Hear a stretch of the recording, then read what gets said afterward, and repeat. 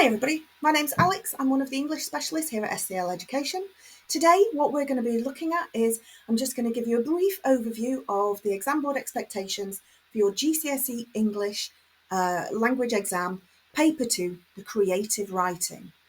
So what we're going to have a look at today is basically I'm going to give you an idea of what the questions are like, the type of questions you'll be asked, how long you're meant to spend on it, how much planning and checking afterwards you should be doing, and also trying to give you a couple of ideas of things that you can add to really boost your marks. So, you will be given a choice of 2 questions in your English exam. As you can see from this example, which is a real exam paper from June 2023, so last year, it comes up with either question 7 or question 8, and it's up to you which one you want to write about.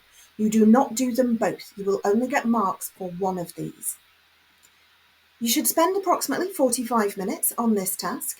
It's worth half of the marks of the paper. The entire paper is worth 80 marks, and this question is worth 40.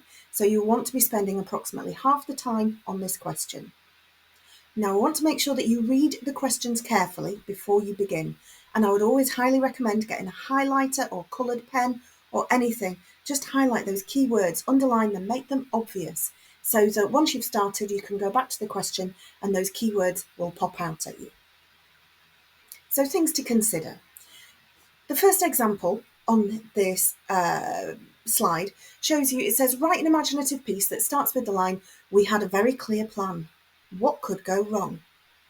Okay, so from then onwards, it's up to you to decide what you want your story to be about. And with it being an imaginative piece, it could be real, it could be made up, or I think some of the best ones are based on a real occurrence, but then you fluff up with a bit of extra, either high register language or making sure that you're using all those language features that we go through in class. Remember, what is an exciting event for one person might not necessarily be for you, and that's fine. So you can choose how sort of far up the scale between everyday and out of this world. I would highly recommend trying to make sure that your stories are somewhat realistic. And if you're writing about something you've got experience on, chances are you'll be able to write it better than, say, if you were trying to defuse a bomb at the last minute or something wrong like that, or something like that. So, before you start writing, we know you don't get marks for your plan. However, planning is such an important and such an integral part of any writing that you do. So there's different ways to plan. You can use things like mind maps, bubbles. I particularly like just doing a list of the main things I want to include. And then I can draw arrows on, I can draw little pictures at the side, whatever it takes. So remember, your spelling, punctuation and grammar aren't going to be judged in this. But if you get some of those first ideas out of your head and onto the paper, it can potentially help you so that once you're writing, if you get writer's block, if you get, brain jelly and you can't think of where you're going next, you just refer back to your list or your pictures or whatever it is that you've written in order to sort of refresh your memory so you don't get totally stuck. Now, the exam board, this piece here is taken from their revision guide, and it says, so choose the question that you're going to answer. Which option gives you more ideas? Because the more ideas you have, the chances are the more you will write about it. Focus on a key element relating to the question topic, and consider what narrative voice to use. So, for example, that first question, it said we, so you'd be writing it in the first person as I or we. But you need to make sure that whatever voice you choose to write it in, you continue that all the way through your piece. You could also write it in third person, and that's where you're basically talking about people rather than being the person in the story. And that's when you would use he, she, they, whatever. Want to think about ideas for imaginative writing techniques, and then plan ideas for 4 or 5 paragraphs. And then it says spend around 5 minutes planning your response. So if during that first 5 minutes you've got some brilliant ideas, which I'm sure you will have, if you just write down 4 or 5 ideas, then decide what order you're going to write about them in to make your story follow a proper storyline, you'll be onto a really good start. If you want any extra help, especially with planning, there's a couple of links here, and I'm more than happy to share this PowerPoint with the live links to anybody who wants to see it. So yeah, The key thing here, it doesn't matter how you do it, as long as you do it. Planning is so important because, I mean, think about it. You guys are into sport, you're into performing arts. If you're going to be practicing for a match, you're going to be training, you're going to be making sure that you're in top condition. The same goes for when you're planning to do something. You need to do that preparation before you start. So planning works across the board. It's not just in your exams. It can also help you in your main aim too. So whatever course you're studying with SEL, you'll be able to find a way to make planning an integral part of your writing. So part of your planning is really important because it will help you work out, before you've even started writing the story itself, your beginning, your middle, and your end of your story. So a good story will have all three of those things. A great story will go that little step forward. The key to good story is making it interesting. And rather than just telling us what happened, I woke up, I rolled out of bed, I got my toast, that's boring. If you tell me that I woke up with the scent of burning toast in my nostrils, so I'm including the scents there, I'm including the sound of the alarm going off and shaking me from my dream. It makes it a lot more exciting and a lot better to read than if you're just telling us. Try to show us that experience that you or the person in the story is having. Try to include dialogue, so people talking. And we've got a nice example here. Rather than just saying, I said hi to Michelle. Hi, Michelle, I whispered, careful not to spook her. And then we need to make sure we're including all of those language features that we go through in class. So metaphors, alliteration, personification, simile, triplet, onomatopoeia, rhetorical questions, emotive language, all of those. And if you're still struggling, you can still involve, as long as you involve some of those, that sensory language, emotive language, things like that. It always helps as well just to refresh your memory. So if you've got some transport on the way to the exam site, I'm more than happy to give you a sheet that basically just is a quick refresher, and it shows you examples of each of those language features. And hopefully if you've got some of those fresh in your mind, you might be able to use them when doing your story. So the structure, again, this is taken from your revision workbook. It says, unless the question specifically states otherwise, you should have a clear beginning. So that's where you set the scene. That's where you tell us where this is going on, maybe a little bit about the character. The middle, so this is where the action happens. Remember, it's not like when you've been studying AQA, that exam board in school, where you're given a picture to describe. This is a story, so it needs something to actually happen. You're not just describing a scene. There has to be some action. So it says, in a descriptive piece, it's where your description really begins to paint a picture, but then we need to know what's happening to the characters. And then we need the end. So the end, don't just write the end when you've got bored or when you've run out of ideas.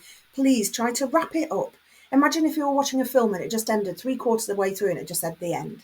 You'd be like, yeah, but what happened to this person or this happened person or what happened in this story? We need to make sure it's got an end so that it gives the reader some satisfaction. If you're good with most of these basics, then you can think about what you can add to really boost those marks. So things like making your character relatable, making them nice, making it believable, making it simple, making it immersive. So make the reader really feel like they're there watching what's going on or experiencing what your character's going through. Hint at the end without giving it away. So you can give us the idea, foreshadowing that something's happening without necessarily going into too much detail and giving away. The best thing in some stories, especially some films, is when they've got a bit of a twist, something at the end that we as watchers, as readers, aren't anticipating. And make it dramatic. So make sure that something actually happens that's worth reading about. So build on what you know and what you've got experience of. So if you've got an experience that you can write about, but it's not as exciting enough, you can change it. You do not get marks for telling the truth. For example, if it says, write about a time when you were organising an event. If you've never organised a thing in your entire life, it doesn't matter. The markers are not going to, come around to your house and go, I like your writing, but I don't think it's true. It doesn't matter. So again, just what narrative voice should we use? The first person, this is when you decide to write about yourself as I, me, mine, we, our, ourselves. So first person narration can help the reader connect with the narrator, the person telling the story. And then you can also use third person. The point is, once you've chosen one of these, you should stick with it all the way through till the end. Now, your spelling, punctuation and grammar. We will always recommend that you spend a few minutes at the end going through and checking your spelling, punctuation and grammar, because sometimes our head and our writing hand do not work at the same speed. And that means that the things that we're wanting to write, our hand doesn't always write. So it's worth doing the writing, maybe going back and checking the reading questions and coming back to it a few minutes later with a relatively fresh mind and reading it word for word to check and make sure that you've not made any daft mistakes. Now, spelling, punctuation and grammar, despite this being an English GCSE exam, is not everything. As long as you can, and this bottom box on the bottom of this slide tells you, it says, candidates must use a range of vocabulary and sentence structures for clarity, purpose and effect, with accurate spelling and punctuation. If you can do all those, that's what's needed for you to get into the middle band for a grade 4. You also get marked on how well you actually write it. So it's not just your spelling, punctuation and grammar, it's things like those language features.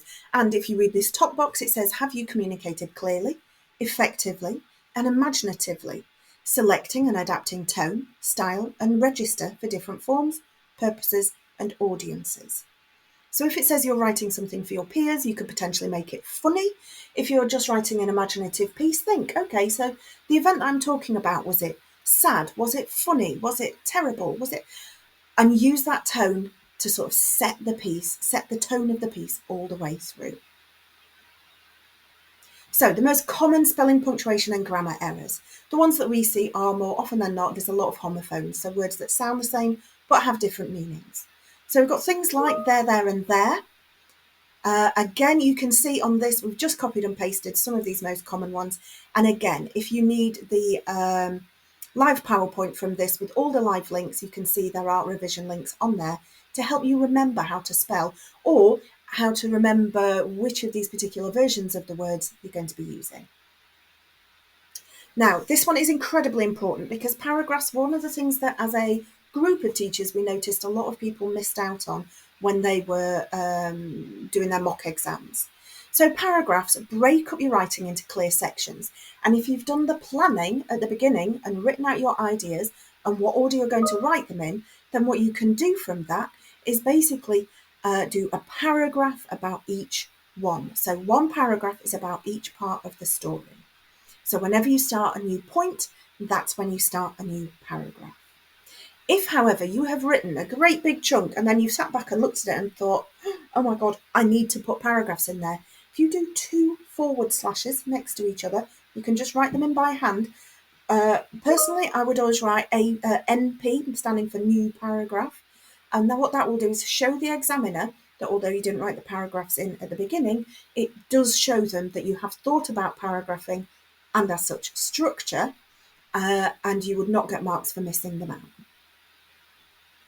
Okay, punctuation. You get marked not only on your usage of punctuation, but on your usage of a range of punctuation. So it's being able to use as many types correctly as possible. And on the screen here, you should be able to see an example of, I think there's 8 or 10 different punctuation marks. So it's making sure that if people are asking rhetorical questions, they're using question marks. At the beginning of every sentence, you're making sure you've got a capital letter and some form of end of sentence punctuation at the end. So exclamation marks, full stops, however you choose to use them. So yes, the more types of them that you use and the better, and you've got to use them correctly, the chances are you can get pushed up into a higher band.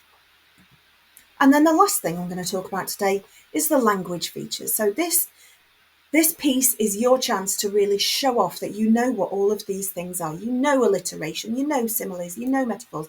Don't just say, he walked across the pitch or I walked across the pitch. Say, he leapt like a pitch. He leapt across the pitch. He leapt like a cheetah across the pitch. You, as I said, if you have a look on your way to the exam centre, just look it up. I think websites like BBC Skillswise are potentially really good. Also BBC Bite Size, if any of you use that in school, it's brilliant. It's really worth having a look at seeing if you can remember any of these. Get a couple of them in your head and then you should be able to hopefully use them on the day of your exam. So if you've managed to stick with me all this time and you've managed to have a think about each one of these different things, so it's from spelling, punctuation and grammar to making sure you're planning it properly to start with. People underestimate the importance of planning. I don't want to bang on about it too much. I know I have quite a lot already, but the planning will really, really help you to structure, to paragraph, and to order everything. So if I give you one tip, it would be to do that. If, however, you have any problems or questions, don't forget that all of your English specialists are available for interventions just for one-to-one sessions, whether you want to work on one particular thing or just an overview of any of the papers, then please get in touch with us, get in touch with your normal English specialist, or if you have any problems or questions, speak to your tutors on site. They will be able to point you in the right direction. If anybody wants to speak to me in particular, my name is Alex Thompson, and you can find me on Teams. You can just DM me on there, and I'm more than happy to provide anybody that needs it with revision materials, especially since you're coming up to paper 2, anything tailored towards paper 2, just let me know. Other than that, thank you very much for your time. Very good luck when it comes down to your second exam. And yes, come on, we've got this. You've got this.